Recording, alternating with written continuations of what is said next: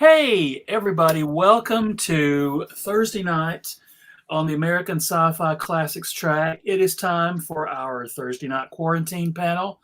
Tonight, we're talking, this is going to be very fun. In fact, there's so many of us who wanted to talk about the first Lord of the Rings movie, Fellowship of the Ring, that we are going to go back to doing 2 weeks in a row and do two completely separate Fellowship of the Ring panels.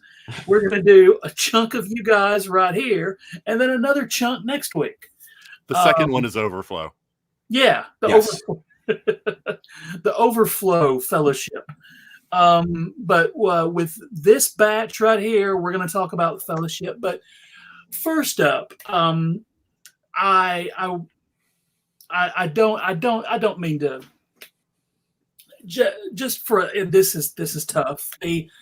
A very good friend of ours on the Classics Track, Mr. Mike Dixon. We wanted to give a shout out to him and his family. He passed away. Mike was a good friend of the track. He was a costume guy. If you were at Dragon Con, I know you saw him.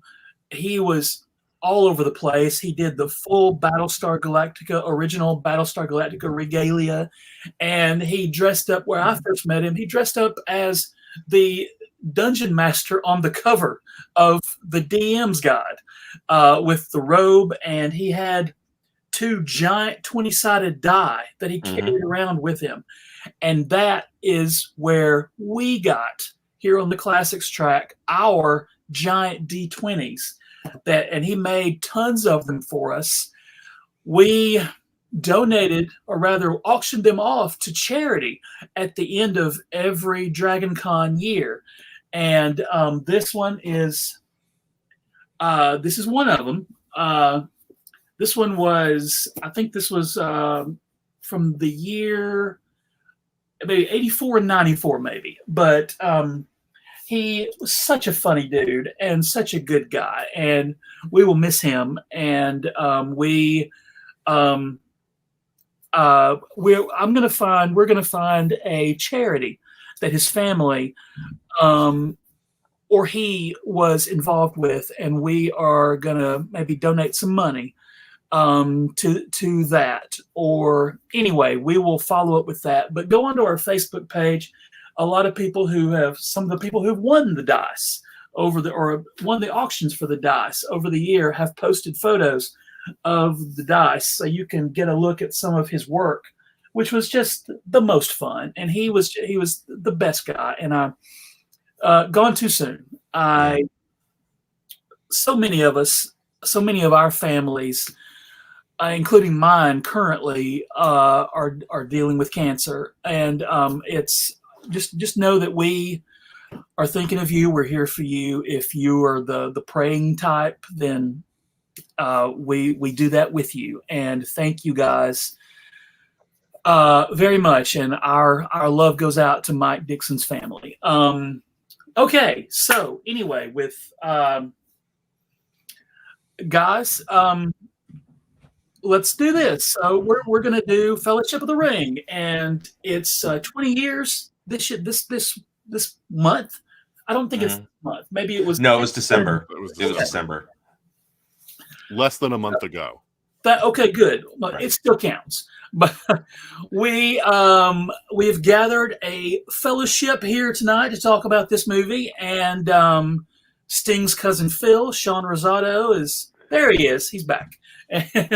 But here we go. We've got a bunch of longtime irregulars that want to talk about this thing, and here we go. One internet to my left, Shaun Rosado. How are you, sir? I'm doing pretty good. Yeah, I'm doing good. So tonight I am officially Sting's cousin Phil. I hail from the Dwarven lands. I glow around dwarven beards, and I am not actually a knife, but yet a spatula. A very, very, very swarthy spatula. Swarthy. That's a great word. That's right. That's one of my favorite words. I know. People don't get to use that word enough. And when you say swarthy, people go, that's a bad word. I'm like, no, swarthy's a great word. All dwarves are swarthy. Word. Yeah, it's a great word. Like, dwarves should be swarthy dwarves. That may also make him slightly one internet pirate-like, but I'm south okay of with that. me, our friend Nathan. Welcome, sir. Hey, thanks, Joe, for having me on this panel. And one internet, now I'm going to go semi-diagonally, ToniAnn. Hello, everyone out there in internet land. And not leastly, but a buddy of mine who we've done these things for other podcasts and other tracks, and I've known this guy for years. He is an author and a big old nerd. And ladies and gentlemen, welcome, Jeff Dave. How are you, sir? Thank you very much. I'm a veteran doing podcasts with Joe, but I think it's my first time on American Sci-Fi Classics. I'm a regular viewer, and all of you are familiar faces to me, but I'm happy to jump in tonight and be a part of the fellowship. I am an author. Not only am I an author, but I write in the sword and sorcery fantasy genre. So I'm such a fan of what Tolkien created with the Lord of the Rings that that's what I write in. So my series is called Galahad's Doom, and if you're a fan of Lord of the Rings, you're gonna like my stuff too. Yes, you will. I have read your stuff and proofread it, so you know if you find a spelling error, that is my fault. Yeah, we will absolutely blame Joe. Yeah, all I heard right there was Khazad-dûm when you said that. I was like, what? What did you just say? And I was like, oh, just kidding. Just But kidding. anyway, links to all of your podcasts and all of your things, of course, as always, will be in the show notes, in the YouTube notes after the show is over. But right now, let's talk about Fellowship of the Ring. Did you guys, like many nerdy folk, did you guys read the books prior to even hearing about the movie? Did you know lots about the movie or lots about the Hobbit thing before the movie came out? So I read the books under protest as a teenager. Very, very early on in my very young teenage role-playing years, I was part of a D&D group for a small amount of time. Like, you have to read Tolkien. Tolkien's the best.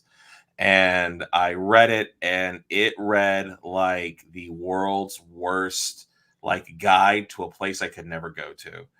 Over here are the steps of blah, blah, blah, and this is why it's important, blah, blah, blah, blah, blah. Moving on. And then we never go back to the steps of blah, blah, blah, blah, blah. And it always made me mad as a kid. I could not stand it. I was like, where is the story? Like, it was phenomenal world building from a creator perspective.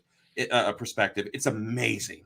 And it's ironic because The Hobbit is one of my favorite books of all time. But Lord of the Rings bored me to tears. Fellowship, I was like, I don't care about Tom Bombadil. Why are we spending so many chapters about X, Y, and Z? Can we please just get to the interesting parts? And I could not get through it again until my adult years. And even then, I was like, okay, it reads better now that I'm grown up, but it's really, like, for me, it's a great reference material. It's not great fictional prose. It's a great world atlas for me, you know? And I really feel like, for me, the movies did something that I think that Tolkien, as genius as he was not able to accomplish, which was make it truly dramatic for me. And I know that sounds like sacrilege because I've since read the Silmarillion, which, if you think Lord of the Rings is dry, oh my Lord, the Silmarillion is like parchment paper left out in the sun, people.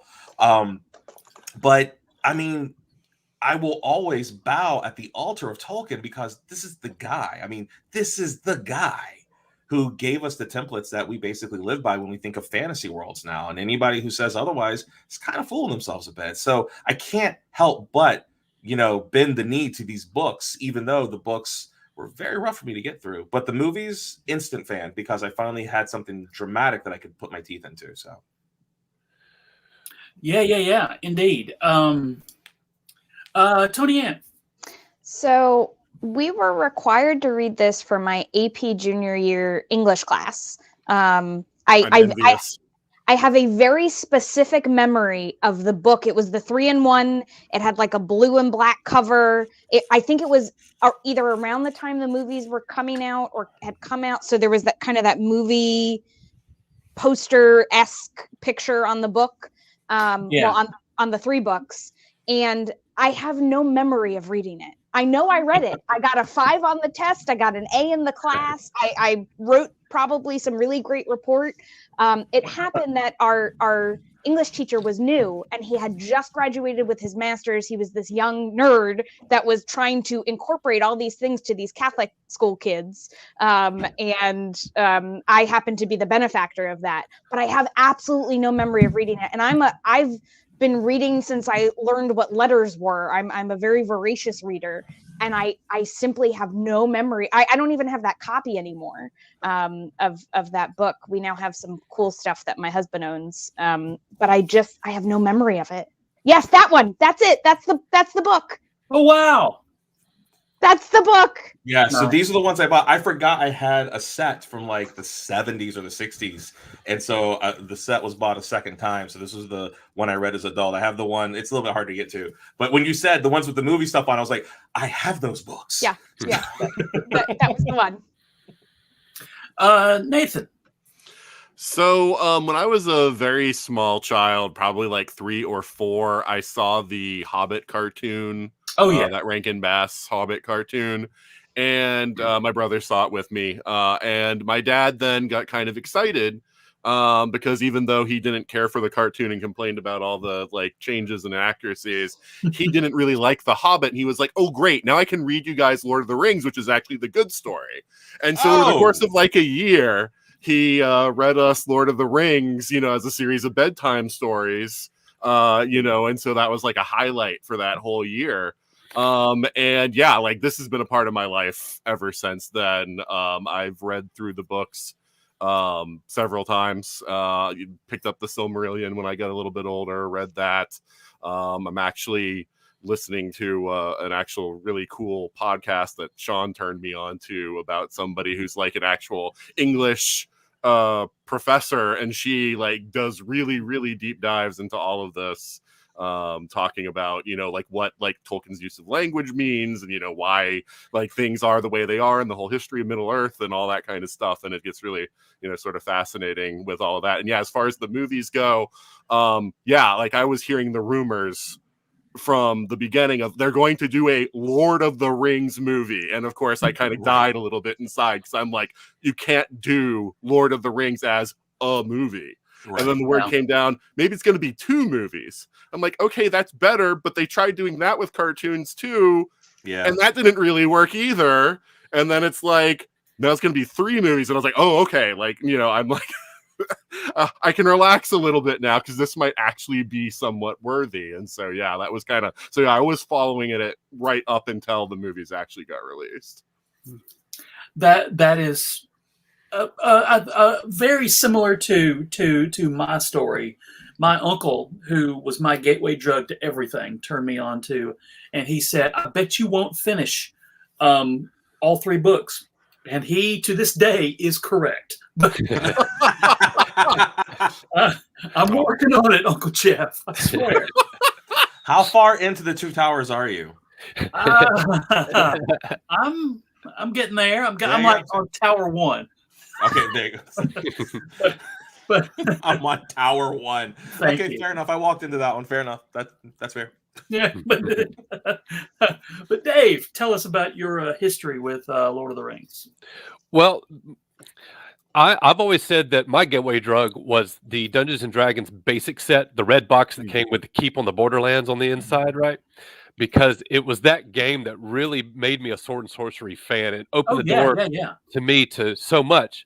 But when I think about it, in reality, it was the Rankin and Bass cartoons that really were the first step for me, my first introduction to this genre. I was probably 7 or 8 years old, and I saw both The Hobbit and Return of the King. I didn't see the Ralph Bakshi one until later, but it was because of that. There's some friends that, hey, come over here.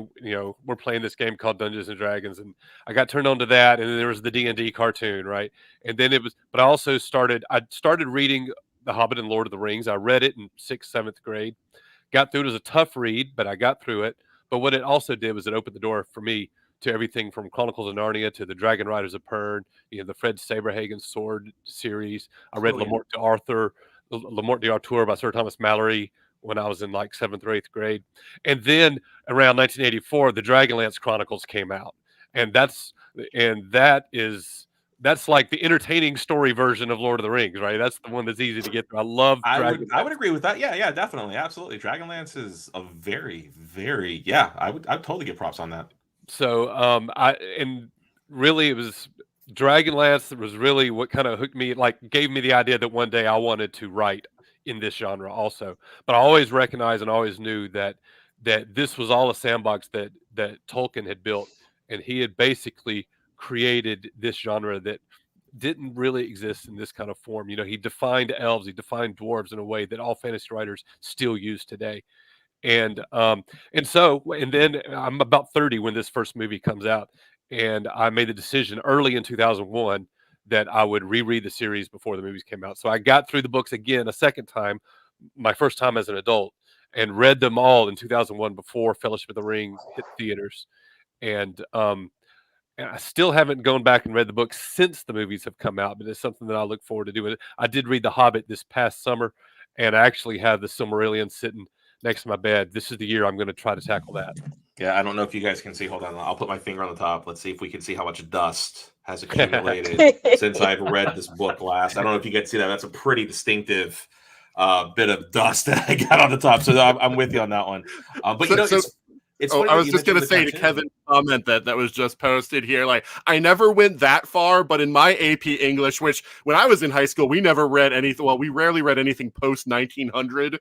And the few times we did, it was like maybe as far as the 1920s, but we never read anything like fantasy or science fiction. Oh my God. In South Carolina, that would have been like, that's the devil's literature. Like you don't read that stuff in school. Like, you know, so like, nice thing about growing up in New Jersey, even though it was a small Catholic high school, there were still some folks there that pushed buttons a bit. Mm. But I was going to say, when my AP English class, we had to do a research paper, and so I did mine on J.R.R. Tolkien. So that's the closest that I've come to that. Yeah, no, I've never quite gone down that one. We went to the same high school, so I don't know. My English teachers were always like throwing out weird books at us. It was not necessarily Lord of the Rings, but they were throwing out some pretty crazy stuff. I mean, a lot of Ray Bradbury and stuff was introduced in some of my English classes. So, yeah, I was like, yeah, man, like I got a lot of cool sci-fi stuff. But I wanted to say something about what Dave said about the old Rankin Bass, or actually, I don't think this one was in the Rankin Bass. I think it was in the other one. But I always remember from the cartoons, and I always wanted Peter Jackson to work it in. They never did, which is when the orcs are basically mustering to go to war. Where there's a whip, there's a way. I love that song. I will sing that song if I feel like I'm slogging through a very tough day. See, yes, Ren, you're with me. But where there's a whip, there's a way. I still, to this day, the song is in my head, and I'll just start rambling off on it. So, yeah. I think that's in the Rankin Bass Return of the King. I think it is the Return of the King, yeah. And then there's the other song, Frodo of the Nine Fingers, that I remember well.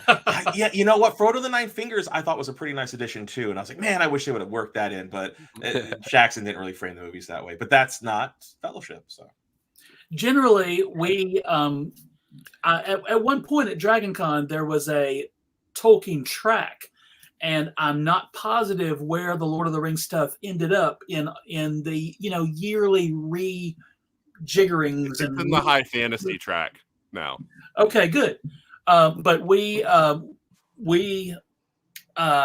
if you want Tolkien panels, I bet you they got some in live action DragonCon. So check those guys out, and probably at various times, all of us will find ourselves on those panels with those guys. But in the meantime, my Fellowship of the Ring experience, and I'll talk about it more, I think, next week with a buddy of mine who I worked with. Like the beginning of my geek journalism career was with my buddy Shane Ivey, and we started working at a nerdy website in 1999. So we just came off of working at a soul-crushing publishing place, and we both got a job at this goofy website within a week of each other. And so they immediately threw us into, like, we made up our own website and called zealot.com at the time. And we covered sci-fi news as it was happening, and so we were kind of boots on the ground as the movie was all the little tidbits about the movie were starting to come out. So me and Shane had daily exposure, and he still is a super fan who knew chapter and verse literally of Lord of the Rings stuff. And he, along with my friend, our coworker Brian Krausen, also educated me about all that stuff. But anyway, what I'm saying is, it was the movie was a unique experience because we were seeing it from the ground up. And I don't know that I paid that much attention to nerdy news websites until I became one. and then I was too far down the rabbit hole by then. But and then actually seeing the movie, oh my gosh. For years, all of the sci-fi magazines and such said, well, they were talking about doing a Lord of the Rings movie, but they were going to use little people as hobbits. Yep. And they made a big deal out of, you know what? Let's use regular sized people. Peter Jackson did. Let's use regular sized people, but use the special effects to make them look like hobbits. And I recall the general thrust of the conversation about that was, that's going to look stupid. Well, who's stupid now? Because those movies made $1 bazillion dollars, and the effects look great. Well, you know what's funny, Joe, is I was actually in art school for special effects at the time that these movies were being made. That was originally my career path before I went into television and media and arts and whatnot. I was going to go out into Hollywood. I was in my freshman year, I believe. It was my freshman. I think it was my freshman year, but it was my freshman year in that track to start going down this path. And I remember they dropped that first trailer where they're going over the mountain that we talked about before we started the show.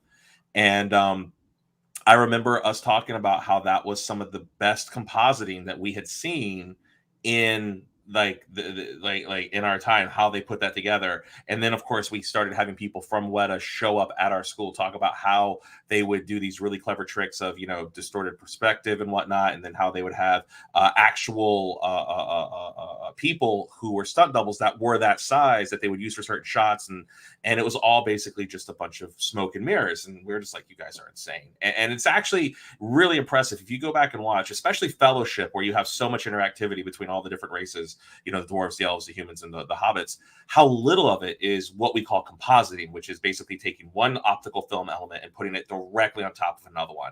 9 times out of 10, it's either a little person who is dressed up and you're not quite seeing the hobbit's face, or it's some kind of camera effect where basically they have these really wild sets that are basically split up, and they have to set the camera at a very specific angle, and it makes them look like they're the same size. It was crazy what they did on that. It was all in camera. And that's one of those things that I think really lets the movies age well. Like those effects are never going to start to look bad because they're real. They're in camera like that. And I think it's obviously there are some digital effects in the movie, but the fact that they relied on practical and old-fashioned in-camera tricks as much as they could, and just incorporate, just kind of filled in the dressing with the digital as needed. That I think to be able to mix in as much practical stuff as possible is what's really gives it gives the films longevity. They don't start to look cheesy, even 20 years later. Yeah, they don't break down really quick. Yeah, Shaun, you might want to cover your ears here, but when I compare this to the Star Wars prequels, which were made around the same time, you shut your mouth right now, sir. No, you shut up. no, right in my face now. This is a valid point because they were made about the same time, and a lot of people complained about the effects in the Star Wars prequels, but you don't hear complaints about Lord of the Rings. And I think, like, to Dave's point, and Shaun's point also, it's because of the fact that it was all about distorting perception as much as possible rather than creating things whole cloth. And I was so impressed with the effects when I saw this movie for that very reason, because I was a person who was very anti-CGI, because I always felt like when you put in those CGI elements, they don't merge well with the actual physical elements. But Lord of the Rings was the movie where I was like, I can't tell what's CGI and what isn't in a lot of places. And I was like, this is super well done. And that's why, like Dave said, I think that this has a lot more longevity to it and rewatch Right. No, I mean, definitely. Yeah. But I will say, though, the amount of special effects that are done in Star Wars are the vast majority of them are actually, especially in the prequel, the very first one, Phantom Menace, are actual practical effects. The amount of digital effects basically are Jar Jar Binks and droids.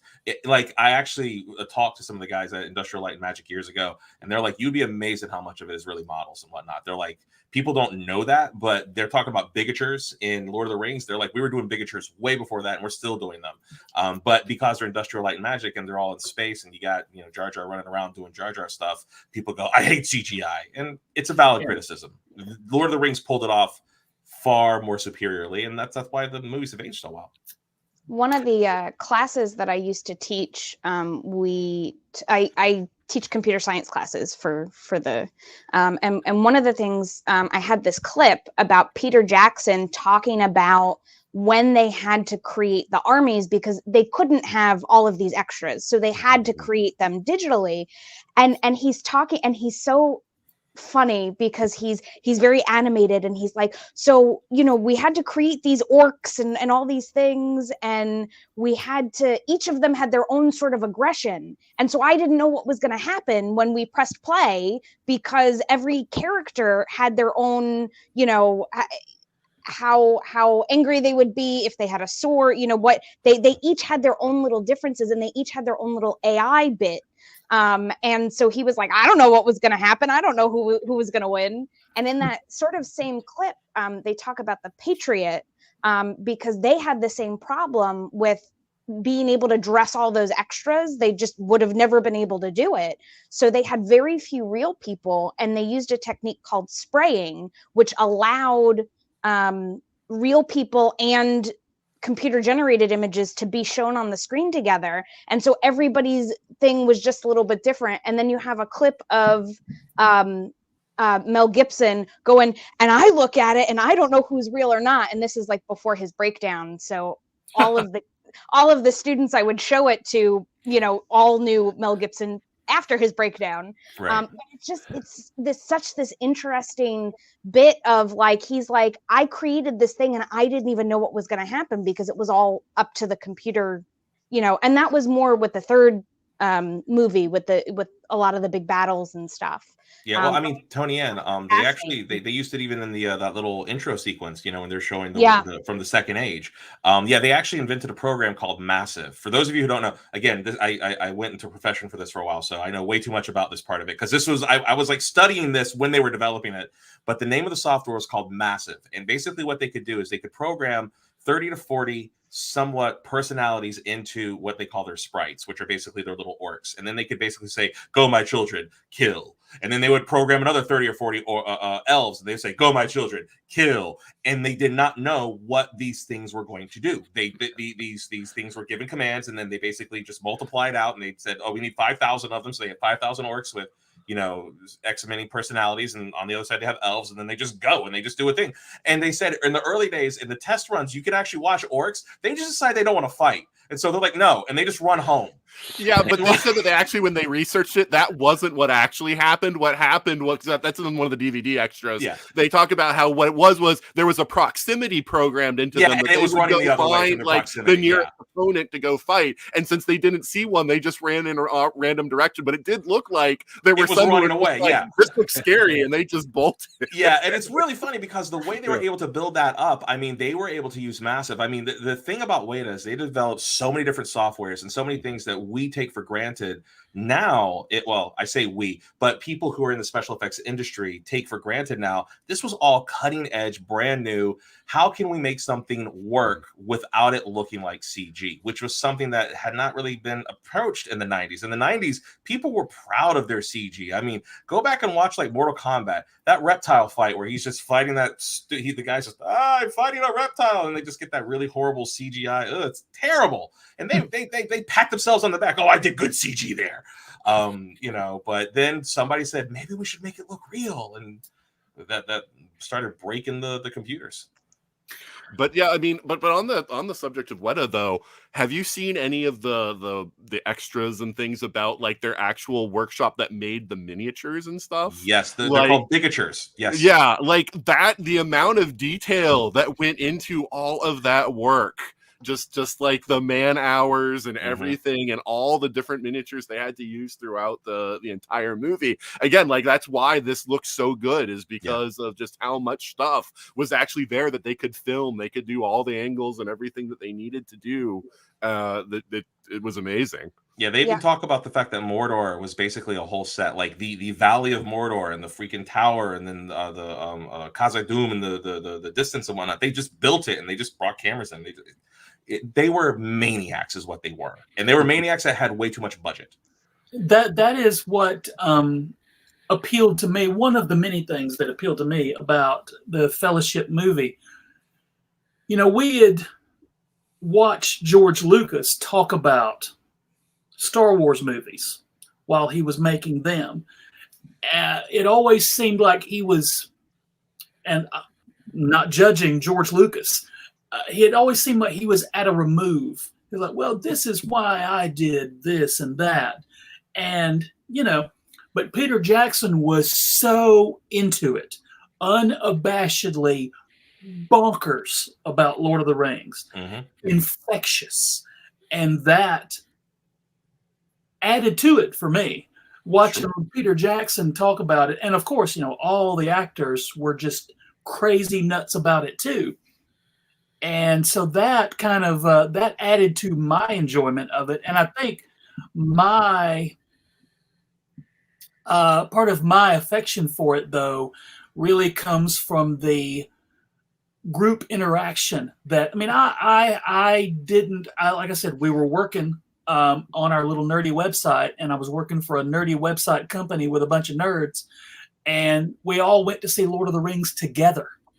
And that was like the first time I had gone to see movies with a bunch of fellow dorks in years.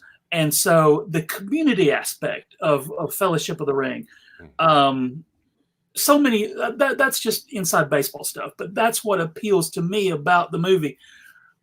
That's one reason why the movie, why I still remember it fondly. And I think, like you guys were saying, the special effects, those are still great. Well, one thing that is a major appeal for me is the richness of the design and the planning in terms of, when you look at whether it's Rivendell or Rohan or Gondor or the orcs, they each have a unique culture that's represented, through the architecture, through the fashion, through the design motifs and the weapons.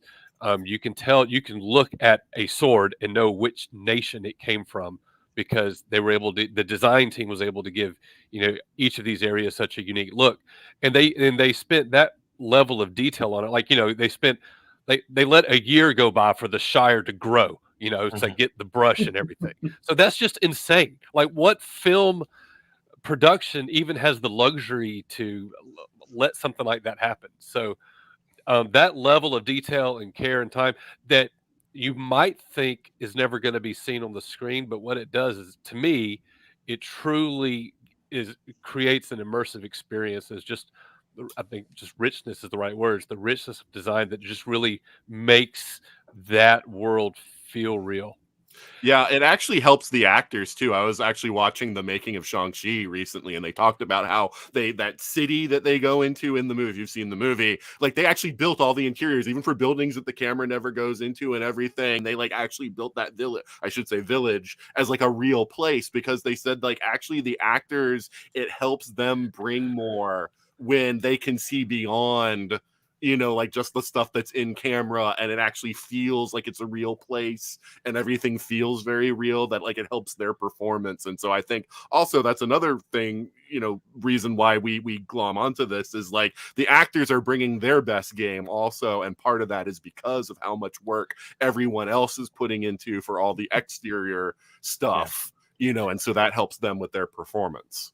And you can see the flip side of that. I think, I'm sorry, but in the Star Wars prequels, you get great actors like Samuel Jackson and Natalie Portman who are giving, stiff performances, and that's because they're just in a big giant green room, and if you put them in a real practical props, you get something different from the actors.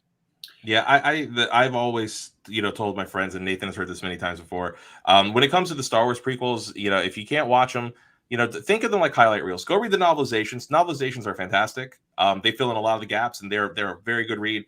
Think of that as read that and go, okay, now if you just want to see like the highlight clips of just some really cool action sequences and some stiff acting, you're good. And that always proves to me that George Lucas was too close to the source material and didn't have enough people telling him no and allowing their own input. Whereas Peter Jackson really was about making everything collaborative. I mean, now granted, he was the steward of the ship. He was the one who was making sure that this is the direction we're all going in. But I mean, he had his hands in everything, but he wanted that feedback. And I mean, even if you go to, the Hobbit trilogy, which I know people have varying returns on that one, they went so far as to say, this is what an elf looks like if they're from the Northlands. This is what an elf looks like. So we get to see not only, because at first we only see, this is what elves look like. This is what dwarves look like. Yeah, you get like 5 different versions of what dwarves look like as far as like their armor and their culture and whatnot, that are different from just Gimli and what we saw in Moria, and I like that they have gone to that depth and that degree.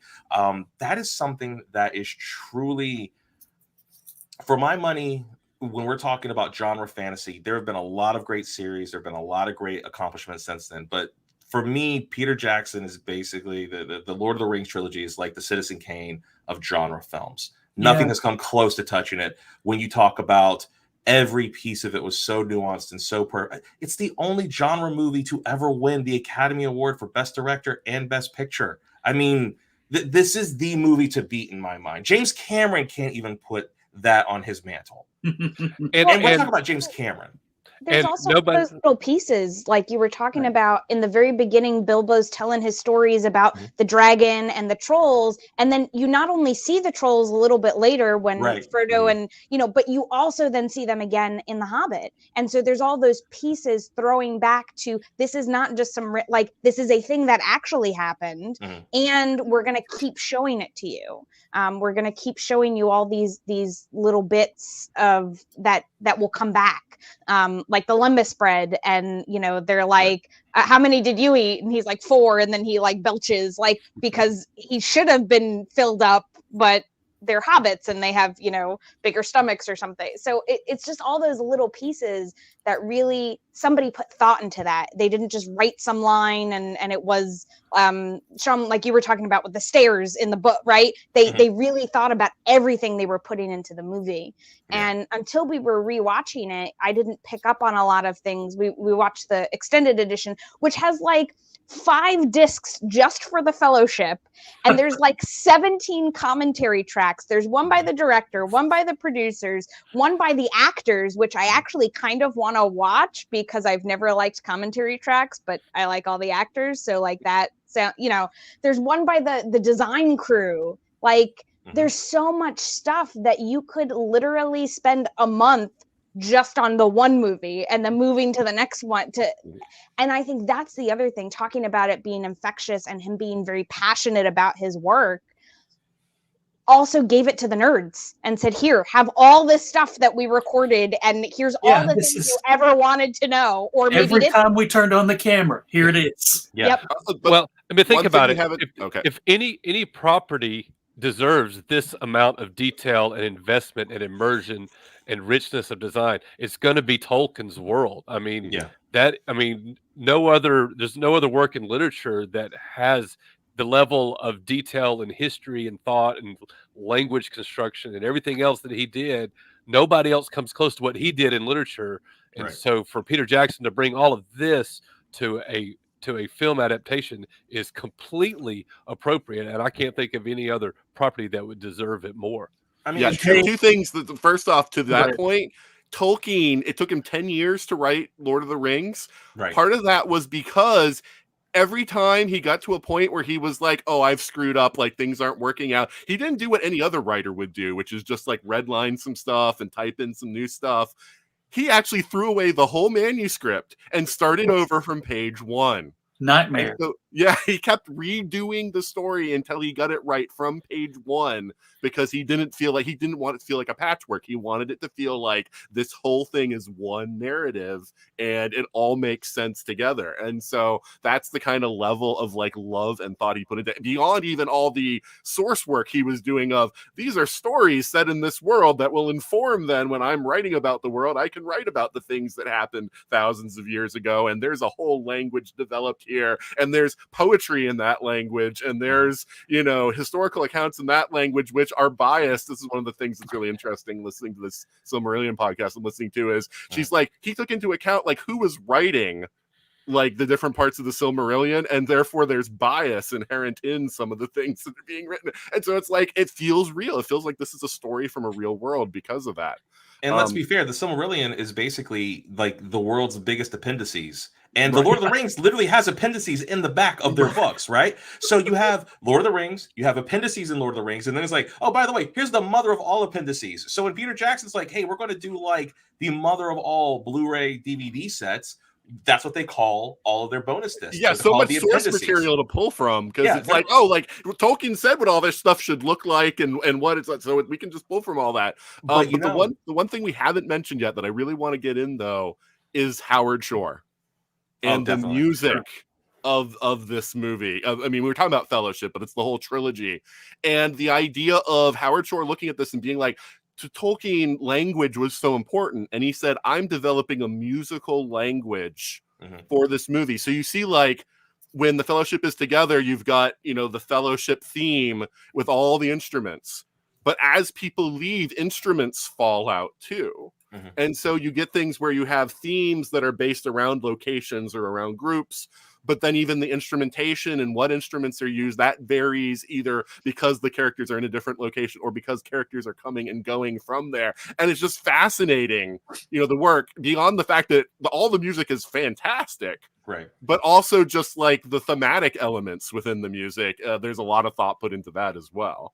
Absolutely. Howard Shore built a soundtrack that, you know, outside of John Williams, who is God tier, composer. I mean, you know, nobody makes Jaws, Star Wars, Indiana Jones, you know, Close Encounters of the Third Kind, E.T., blah, blah, blah, blah, blah. I mean, okay, fine.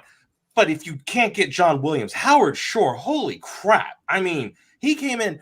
One of the beautiful parts about watching The Fellowship of the Ring, because once you've gone through these movies a few times, you know where all your favorite bits are. But I have never met a person who does not instantly get a smile on their face by hearing the Shire theme song. And the only time you get to hear it is at the beginning of The Fellowship and basically at the end of Lord of the Rings. And that's it. And at the end of Lord of the Rings, it's a different version of the Shire song. You're not getting that pure, innocent version of the Shire.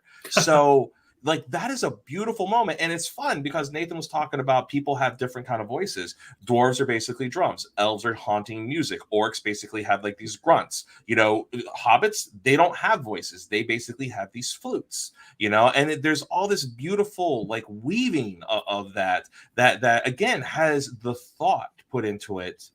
Just as much as, you know, you're never going to see this one guardsman's interior of his coat, but they've gone through the process of making sure that it's lined with a special emblem because they're in Bree, and Bree has its own, like, you know, clothiers and stuff. And I'm like, who the hell goes through that much effort to put a liner in a coat that you're not going to see on film?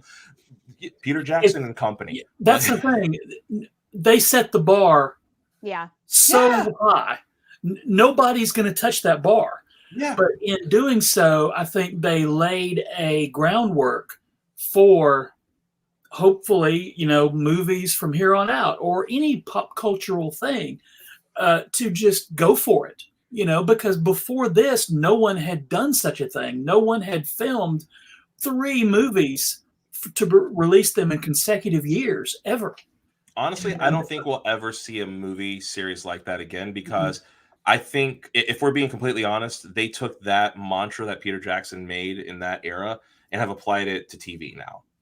I think we see that kind of focus to detail, that kind of building and really focusing on that kind of stuff in their TV. I think a lot of people would probably point to something like Game of Thrones, possibly the New Wheel of Time series, things like that. You know, I would also think of, like, you know, Lock and Key. If you've not seen Lock and Key on Netflix, they do a really good job of building that kind of stuff. But, you know, really building up a world that you can live in for a long time, and having this that you can just dig in deep and just put in a lot of nuance into it.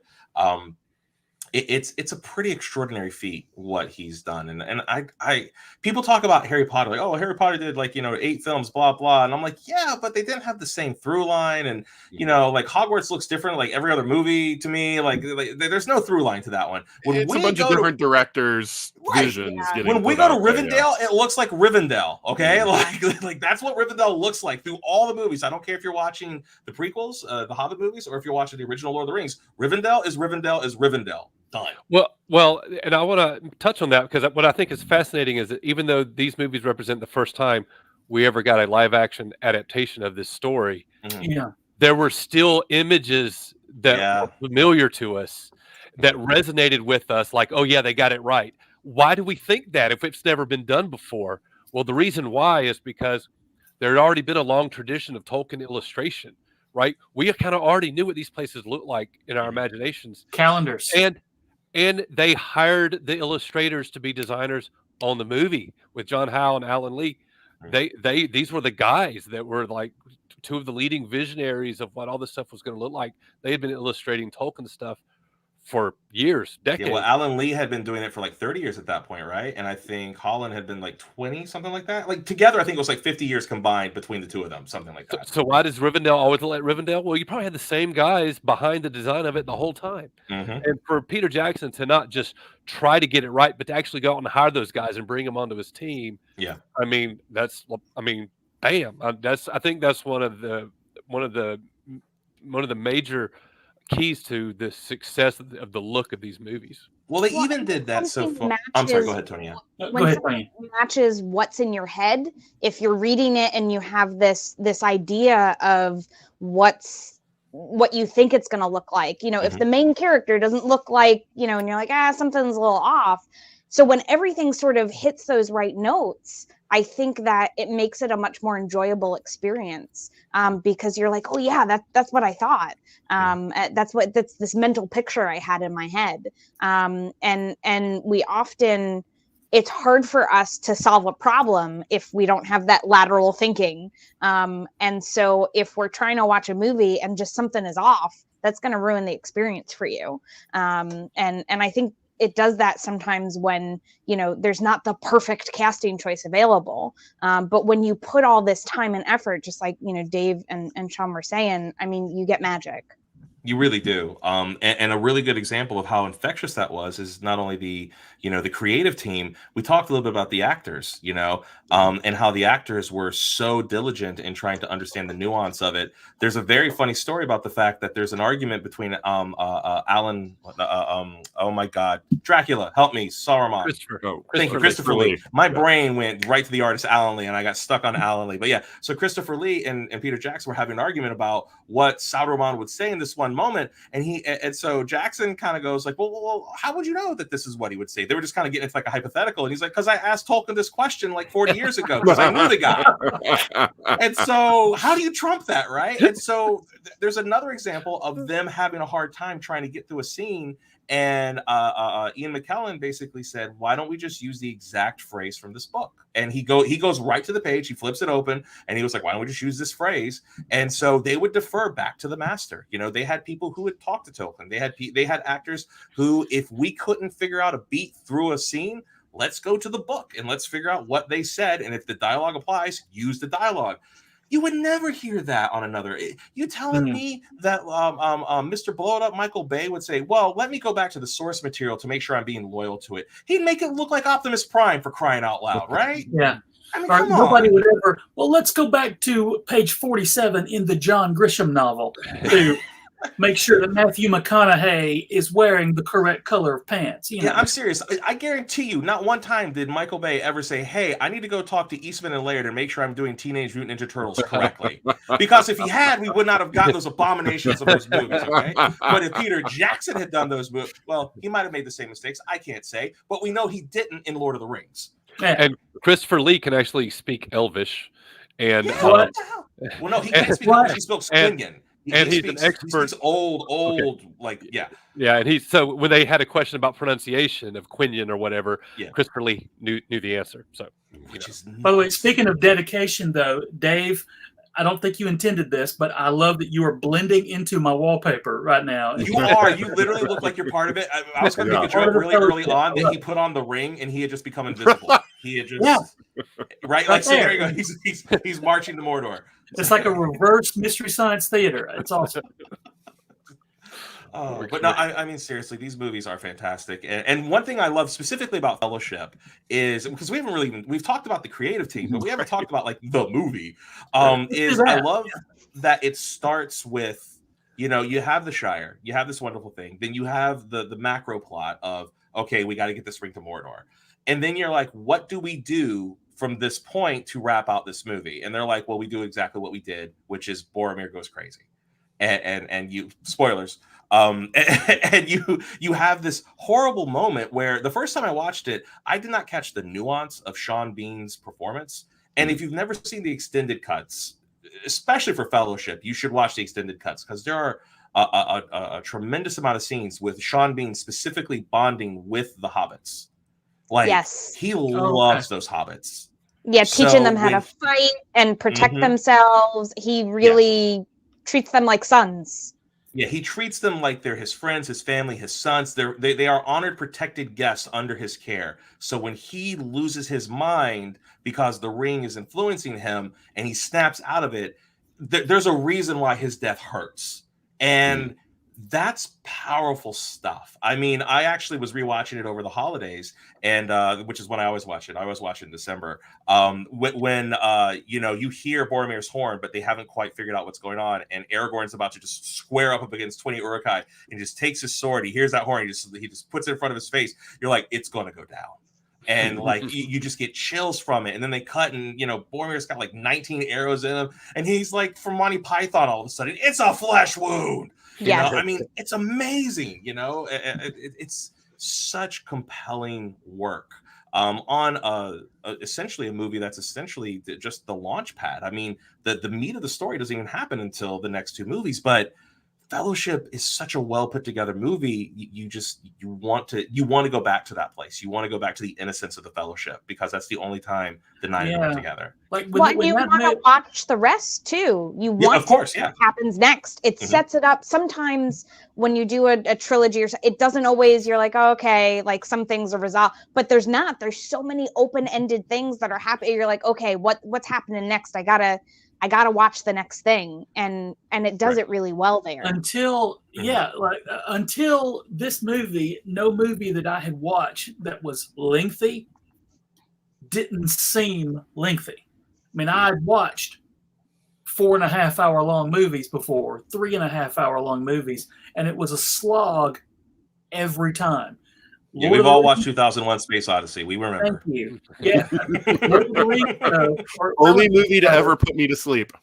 I remember being in class in school and watching a movie about a jazz singer. It wasn't the jazz singer. It was.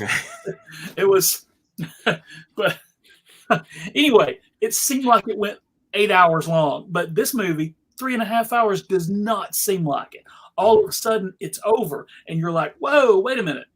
They didn't get very far in the storyline at all, but every bit of it, so good. Anyway, but what's do you have a favorite part? We're kind of in the closing moments, but Shaun, do you have like a favorite one part of the movie, of the story? Oh man, why would you do this to me? You know, this is like a Sophie's Choice, man. Yeah. You know, if I had to go with a favorite scene, so I can give everybody some time, I think I'm gonna go with the Boromir snapping out of it, realizing he's gone mad, and immediately goes to try to save Merry and Pippin while Aragorn is on the top of the hill. I mean, that whole action, basically from him losing his nut all the way until Sam, where Frodo says, "I gotta go alone," and Sam goes, "I know you do, and I'm coming with you." That whole 20-minute segment is perfection to me. So that will be my pick. So, ToniAnn. Well, my Fool of a Took. That whole where everybody's like, Gandalf is reading what's happening, and everybody's getting really creeped out. Like, we got to get out of here, and then he just knocks everything over, and it's not just one thing. Like, it's the one thing, and then the rest of the thing falls, and then the last thing falls. Like, it's that sort of that comedy of errors, and it's like, and then he just slams it shut. Says "Fool of a Took," and then they're like, "Okay, we're gonna get out," and then you hear the drums, and he was just talking about the drums, and there was no way out, and your like heart sinks. No matter how many times you know that it's coming, you're just like, crap. And then it's like, oh, they brought a troll. Like that scene, and that.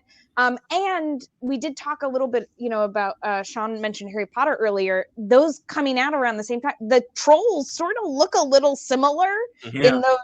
And it's funny because they're supposed to be from very different things. And then my husband was like, I think the same company, like the same. It was from the same special effects house. Yeah. And I was like, oh, well, that makes sense. But that whole, just oops, I dropped this thing. Well, maybe we'll be okay. And then the drums, it gets me every time. And you know what's funny, ToniAnn, is my wife and I, we love the Lord of the Rings, but we're also massive fans of the Hobbit prequels. And so whenever we get to that scene where they go into Moria and it goes, "Here lies Balin," and then you realize, I don't know if anybody knows this, who's writing the actual diary. I believe it's supposed to be Dory. So, when they mention who's actually writing it, Laura knows. She knows those dwarves. Because for her, dwarves are top tier. They're S tier characters. So, anything dwarvish, she's all about. So, when she hears their names, she tears up every year a little bit. Because she's like, we just saw them in the last movie. They were fine. Right. It just, it rips her up, man. It's terrible. Good. Nathan. Yeah, I mean, I'll follow on about Khazad-dûm because all the bits after that too, when they're running, so Shaun has been my DM/GM for decades, and it sort of reminds you of the gaming experience also with the oh crap. It's no. That was actually words I meant to say. Oh crap! Everything's coming out at us, and we can't survive. But everything about that, the music, them running, the constant hordes of orcs just streaming in to them getting to the bridge, and then Gandalf, jerk that he is, like, I'm gonna hog all the XP. You guys go. I'm gonna kill this big thing, and I'm gonna come back a lot of levels, higher, and with a nice new cloak and everything. Yeah. But yeah, no, everything about that. But remember, Nathan, Gandalf was always the NPC, so that would have been even a jerkier move. You guys escape with it. The NPC gets the Balrog XP. You don't get none of that. You guys get little tiddly troll XP. That's a jerk. If you're, by the way, DMs out there, don't do that. Okay, don't put a Gandalf in your party unless you have a player that's Gandalf. But yeah, I mean, and if you're watching it having not read the books, what a shock that must be. To see that scene and think Gandalf, the really powerful guy, he's gone, and so I would, in some ways, I wish I didn't know the story just so that I could experience the movies that way. But they also spend so much time stopping, when the Balrog is coming and they're just standing there, and I'm like, why? Every time I'm like, why are you not running? You should be running. And then they stop and they're throwing the hobbits one by one, and I'm like, just throw them all. Throw all the freaking hobbits. Don't throw the dwarf, no matter what he says. Do it anyway. He'll thank you later. By the way, that don't throw a dwarf line, and then when they pay it off in Two Towers, maybe one of the greatest comedic bits of all time in movies. Yes. Dave. Well, I'm going to cheat and give 3 quick answers. Nah. So my favorite part of the movie from a structural point of view is the very, very beginning where they chose to open with the Second Age prelude, because then they're already setting the stage for this is a lived-in world with a massive amount of history, and for them to have Galadriel's narrating it and everything. And to me, it right out of the gate, from the first frame of the movie, gave me complete confidence that we were in the hands of master storytellers that knew exactly everything they needed to know about the material in order to give us the full Middle Earth experience. So to open with that, I thought was brilliant, because you already know the scope of the type of world we're talking about before we ever get to the Shire. So for now, second answer for my favorite individual shot, my individual image of the movie is Gandalf going up the road to a Bag End, where it's your first time seeing that door in the grassy bank, and he's got the cart.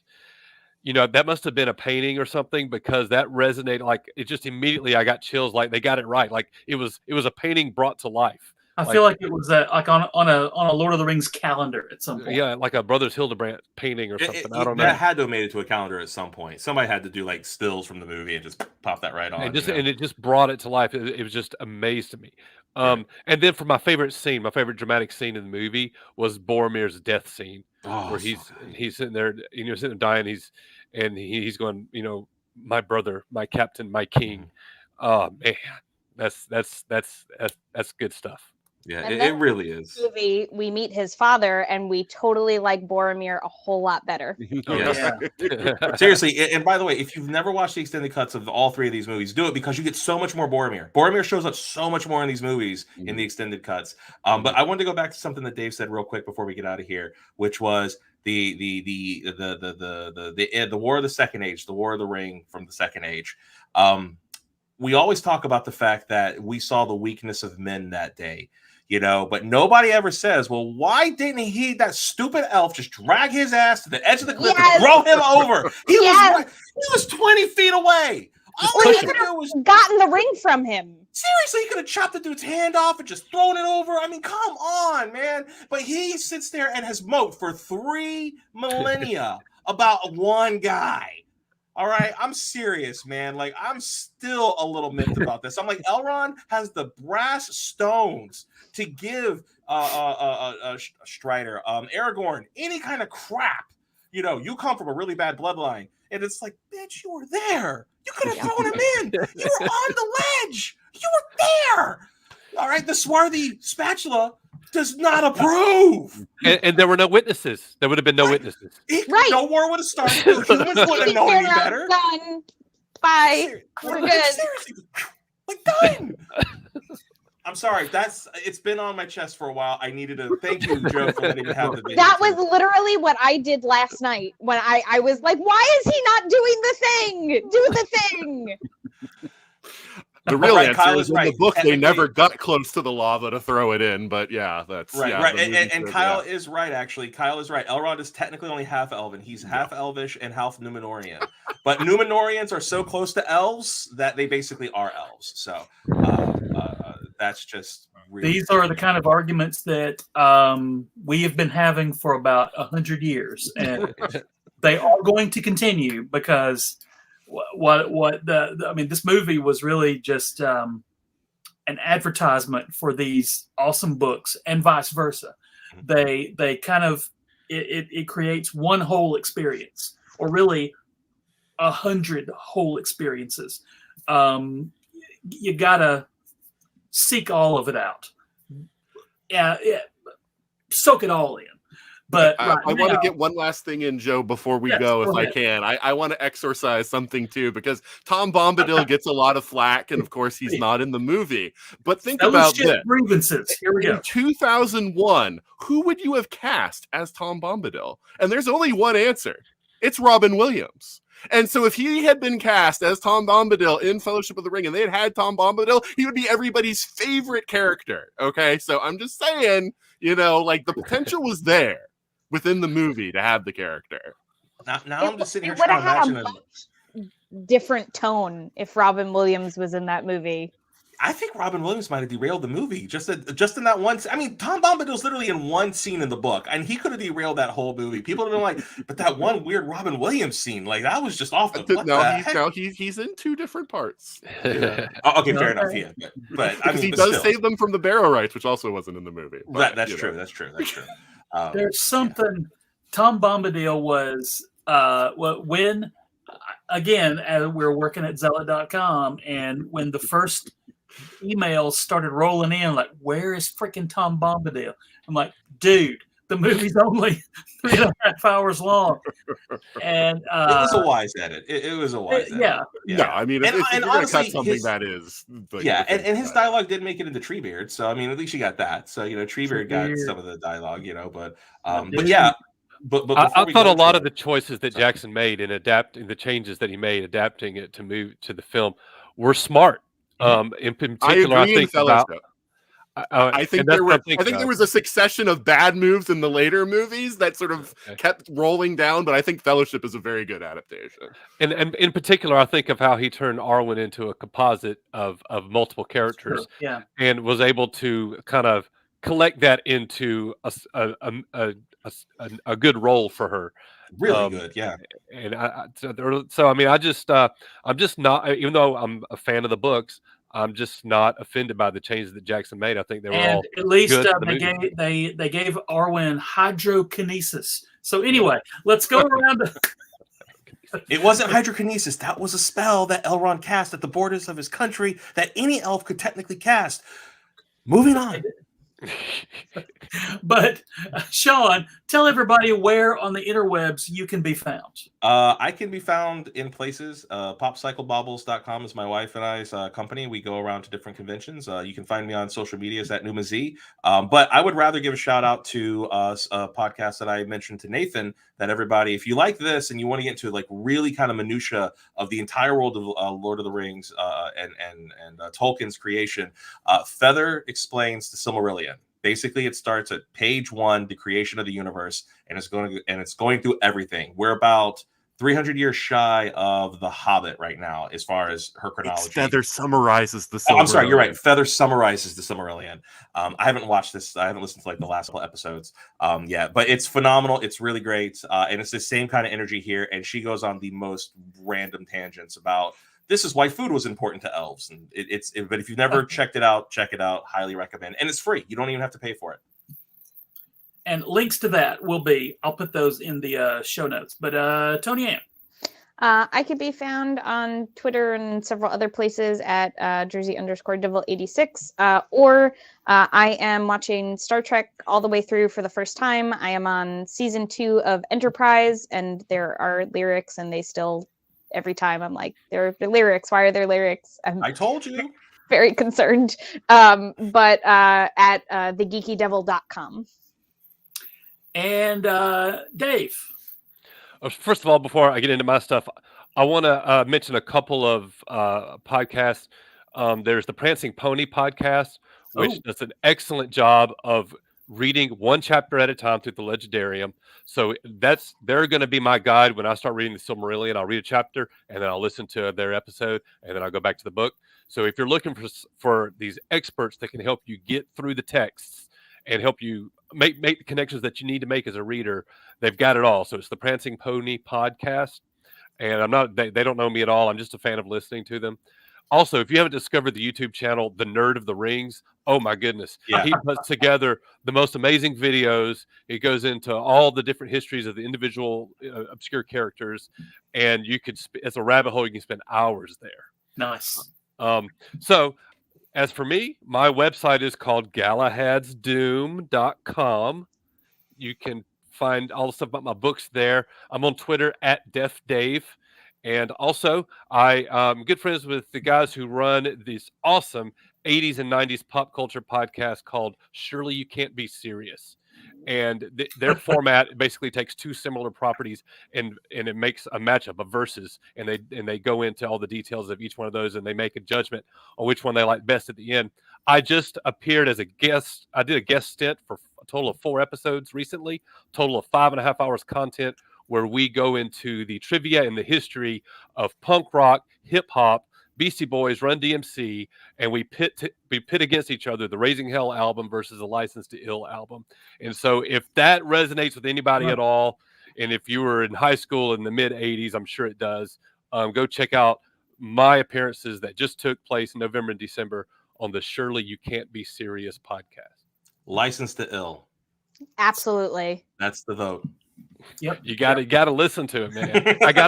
I go into all the very earliest origins of both groups and the musical history behind what they were doing. That's nice. awesome. And Nathan. Yeah, you can find me at 42cast.com, which is the website for my podcast, which is the 42cast, and it is your ultimate answer to fandom, geekiness, and everything. And I'm also on social media, Facebook, Twitter, and Instagram at 42cast. So if you want to discuss with me my fan casting for Lord of the Rings, which I had in my head well before there ever were movies, we can talk about that. And as well as anything else really about Lord of the Rings or anything else. I also do 2 other podcasts. One is Time Streams, where my friend Juliet and I are going through all of Doctor Who from the beginning. And the other one is Legendary Forces, where my friend Juliet and I, again, as well as our friends Corey, Ashley, and Joe, are going through all of Star Wars fictional media. That's none of the magazines or fanzines or anything, but every comic book, every novel, everything chronologically, talking about a lot of that stuff that people don't talk about anymore, but has made its way into canon because of sort of circuitous routes. And so we're kind of talking about the idea of Star Wars as a concept and what people think of as Star Wars as it sort of expanded out from A New Hope.